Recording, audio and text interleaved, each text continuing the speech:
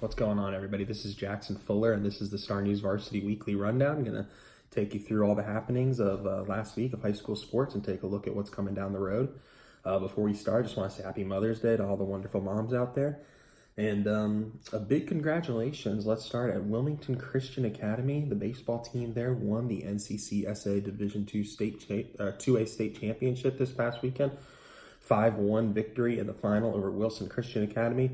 Wilhelms pitched 6 innings and was brilliant, giving up just 1 run, and it wasn't earned. And the Patriots scored 4 runs in the top of the 7th to earn the 5-1 victory. So congratulations to the Patriots, our first state champions of the spring.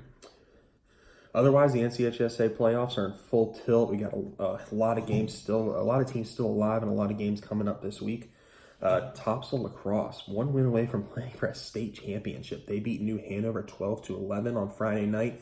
And the Pirates are, having the best season in school history. We've talked about that before, and now they're 1 win away from playing for a state championship. They'll have a tough game against Chapel Hill Tuesday night.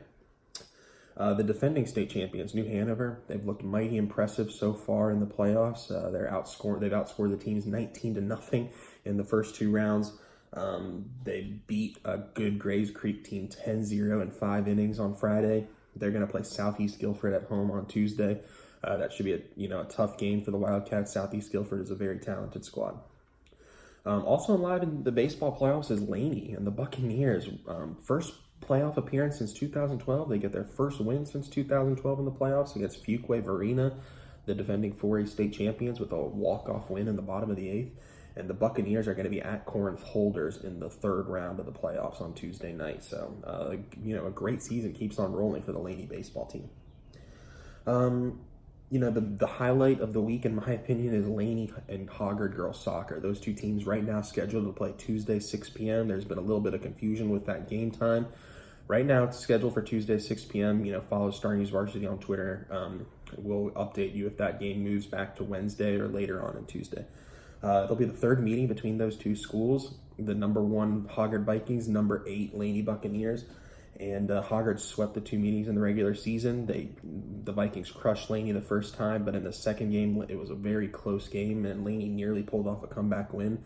That's where I'll be Tuesday night, and that's going to be a great game with a lot on the line. I think both those teams have to seriously consider themselves state title contenders, and the way the brackets opened up, there was an upset in the lower half. Holly Springs lost, so the winner of this game is going to host a 20 or 22 seed. If Laney beats Hoggard on the road on Tuesday, they're going to host the 4th round game on Saturday night. And of course, Hoggard's the number 1 seed. They'll host all the way through the state championship. So that's going to be a great game, and I'm really looking forward to covering that, especially as a soccer guy. And then, the 2 other teams that are, still alive are Hoggard and Topsail softball. Both teams earned really narrow wins Friday night in the 2nd round.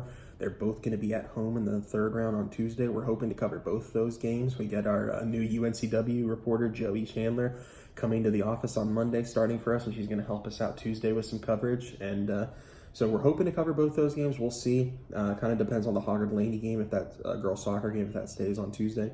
But the Vikings and Pirates, both in the 3rd round, both at home, probably their last home game of the season, unless there are some upsets elsewhere in the bracket. But both of those teams have quietly had really good years, and state championship contenders as well. Cape Fear Academy boys lacrosse picked up a win yesterday over Cary Christian. They're in the semifinals against St. David's School. And, of course, this coming weekend, we've got the track state championships, and we've got quite a few track and field athletes that will be competing at those. And one last thing, New Hanover tennis, the doubles duo, Wesley Gain and Griffith Warren, could not defend their state championship in the 3A doubles tournament, but the Wildcats still are alive for a dual team state title. They're going to host Clayton Monday. I'll be at that match, and that's going to be a huge game. I mean, those 2 teams, I think, are widely considered the best 2 teams in the state. And whoever wins that game is going to be wins that match is going to be the favorite to go on and win the 3A dual team state championship. So New Hanover gets to host that match, and if they can win, they'll have to consider themselves, disappointed that Griffith and Wesley didn't win the doubles title, but they're going to be right at the top of the list of teams that could possibly win a dual team state championship. As always, follow me along at StarNewsVarsity on Twitter, Facebook.com/StarNewsVarsity. Hope everyone has a terrific Mother's Day.